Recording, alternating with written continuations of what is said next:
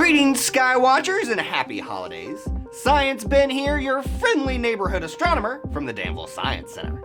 December's skies can be awash with light pollution from numerous amounts of artificial illumination appearing this time of year in celebration of a vast array of seasonal happenings. We are going to explore some of the ways different peoples have celebrated the changing of seasons a little bit later when we talk about the longest night of the year. But first, we are going to teleport outside of the Digital Dome Theater of the Danville Science Center for a look at tonight's sky.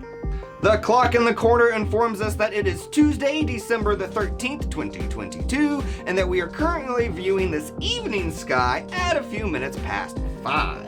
Advancing time, we see the solar disk sitting past the horizon in the west, revealing the inner planets Venus and Mercury for evening twilight. The night of the 24th, these planets will appear not close to the sun, but rather extremely close to the moon, as both worlds reach lunar conjunction that night. Mercury will also reach its highest elevation in the night sky on the 24th, providing the maximum time available for viewing.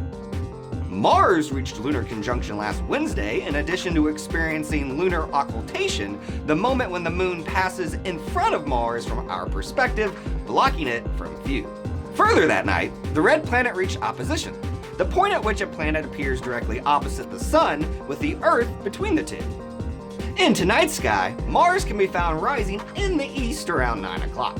To locate Mars from your viewing point, first find the 3 stars of Orion's belt, then trace them upwards and to the west to reach mighty Taurus, the bull, the boundaries of which Mars is just hovering outside of. Be diligent to not mistake Taurus's fiery eye for the red planet.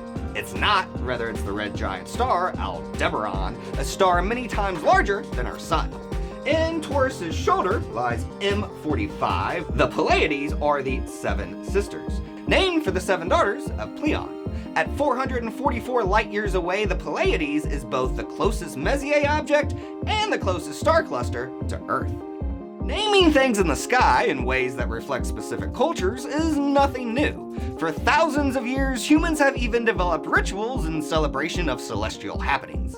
The changing of seasons is one of the most easily observable atmospheric anomalies that have had people celebrating. On the 21st of this month, the sun will make its lowest and fastest apparent journey across the day's sky, resulting in the start of the winter solstice and the longest night of the year for those of us in the northern hemisphere. Here are some ways humans have acknowledged this increased darkness over time. In Wiltshire, England, stands a prehistoric monument of standing stones, each 13 feet high by 7 feet wide, and each weighing 25 tons. Much lore and mystery exist around the construction and function of Stonehenge. Some believe it to be an archaeoastronomical structure. Its specific layout provides unique viewing opportunities that align with celestial happenings. At the winter solstice, the sun sits southwest of the stone circle, shining into its heart through a spot where the largest trilithon, or post, once stood. Pagan Scandinavians and Germans celebrated a winter festival called Yule, or Yule, named for the Norse god Yulner, a second name for Odin. This is the tradition that stemmed Yule logs, mistletoe, and decorating with holly. Macedonian Greeks and Slavic Ukrainians observed Kalida, in which great feasts were held in honor of ancestors. Extra bowls of food were left out for deceased relatives. In Japan, it is common to mark the solstice with a public bath involving yuzu, a citrus fruit believed to ease aches, relieve stress, bring fortune for the coming year, and to ward off evil spirits. One of the most important festivals of mainland China is the Dongzi Festival.